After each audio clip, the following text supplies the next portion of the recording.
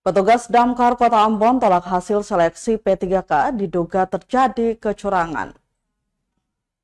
Puluhan tenaga honorer pemadam kebakaran Kota Ambon mengadu ke Ombudsman Maluku Rabu 10 Januari 2024.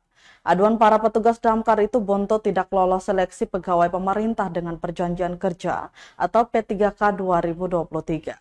Perwakilan petugas damkar Jemi menduga terjadi kecurangan dalam proses seleksi, yakni permainan nilai untuk meloloskan peserta tertentu.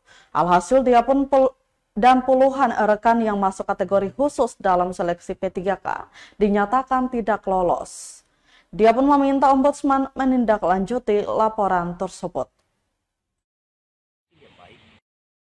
Yang adalah atau digantikan dengan orang-orang di luar instansi pemadam kebakaran dengan hasil yang di bawah hasil yang katong miliki, nilai yang katong miliki, dan katong bergerak sesuai dengan undang-undang, dengan keputusan hasil dari Kemenpan RB nomor 648 dan juga 14, di mana dalam Kemenpan 648 itu ayat 2, 3, 5, dan 8 itu dia berbicara mengenai persyaratan untuk mengikuti seleksi P3K ada khusus dan umum, di mana katong ini Dinas Pemadam Kebakaran ini adalah peserta khusus yang bekerja relevan di bidang yang harus dilamar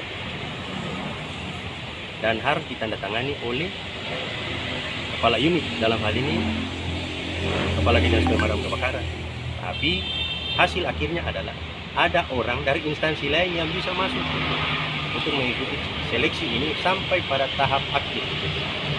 Atau hanya datang di sini tidak ada orasi yang berlebihan, atau hanya menuntut katong punya hak. Menuntut katong punya hak, di mana katong merasa bahwa katong punya hak ini diambil, disolimi, dan tidak ada pembicaraan lebih antara kami dengan Ombudsman. Download Tribun X sekarang, menghadirkan lokal menjadi Indonesia.